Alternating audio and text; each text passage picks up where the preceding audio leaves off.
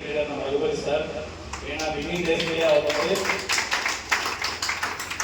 ஒரு phone call மூலயமா அவர் explain பண்ணார், இந்த மாதிரி இருக்குது, வாங்க வருவாங்க மீட் பண்ண அப்படின்ட்டு. அப்போதான் நான் வந்து சார்கிட்ட போய் பேசும்போது அவர் வந்து எடுத்தார் அந்த கண்ட்ரிஸ் வேறு வேறு இதெல்லாம் எக்ஸ்பிளைன் பண்ணும்போது, எஸ் நம்ம இதில் ஃபியூச்சர் இருக்குது அப்படின்ட்டு அவர் சொல்லிட்டே இருந்தார். நம்ம பிகினிங்கில் இருக்கிறோம், நம்ம கண்டிப்பாக இதில் வந்து ஒரு அச்சீவ்மெண்ட் பண்ண போகிறோம், அதனால வந்து இது நம்ம காடி கொடுத்தது, இது நம்ம செய்யலாம் அப்படின்னு சொல்லும்போது அந்த கான்ஃபிடென்ட் எனக்கு வந்து மைண்டில் விட்டுருந்துச்சு.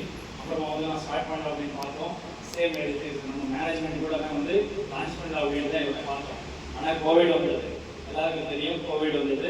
அப்புறமா கோவிட்லேயே நம்ம எல்லாருக்கும் வந்து டீம் பில்ட் பண்ணி ஸ்டார்ட் பண்ணிட்டோம். எஸ் நம்ம பண்ணலாம் அப்படின்ட்டு. ரியலி சொல்ல மாஸ்டர்ஸ், நம்ம தெரியாமல் பிகினிங்கில் ஒரு நம்ம கொஞ்சம் தெரிஞ்சுக்கிறது ரொம்ப ரொம்ப பெஸ்ட்டு. அந்த மாதிரி கோவிடில் வந்து நம்ம வந்து கம்பெனி பற்றி தெரிஞ்சுக்கிறது ரொம்ப ரொம்ப ஹெல்ப்ஃபுல்லாக இருக்குது. அந்த மாதிரி ஃபைனலாக வந்து நம்ம கம்பெனி இந்தியா லான்ச் ஆனது 2020 நவம்பர். அன்றைக்கி வந்து லான்ச்சிங் டேட் வந்துருச்சு. நான் ஜாயின் பண்ணதுக்கப்புறமா கம்பெனியோடதுக்கும் நடுவில் 18 மாதம் கேப். எவ்வளோ மாதம் மேடம்? 18. அந்த வருஷத்தில் சொன்னால் 2 வருஷம் இன்கம் இல்லை, எதுவுமே இல்லை. சும்மா நான் ஆட்டோமேட் பண்ணுறேன். எப்படி பண்ணுறது? வீட்டில் எல்லாமே பார்த்துட்டு இருக்காது, ஏதோ பண்ணுறாரு ஏதோ பண்ணுறாரு அப்படின்ட்டு பார்க்குறாரு. ஆனால் நம்ம பண்ணிட்டு இருந்தோம். நான் ஒருத்தனே கிடையாது, அதுக்குள்ளேயே வந்து அசோசியேட் நம்ம Saravana sir, Chinnathar sir, Manikkan sir, Sivagan sir, எல்லாரும் இந்த மாதிரி அசோசியேட். அப்புறமா வந்து நம்ம வெங்கடரமணா சார், எல்லாமே வந்து நம்ம வந்து உட்காந்து ஒரு டீமாக நம்ம கிரியேட் ஆகிடும்.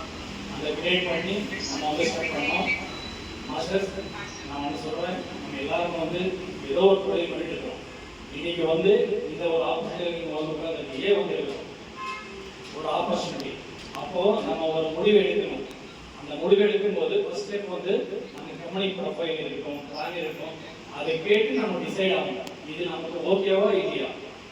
எஸ் நம்ம ஓகேன்னு சொல்லிட்டா அன்னைக்கு நம்ம வந்து எண்ட் ஆகக்கூடாது. எப்போ வரைக்கும்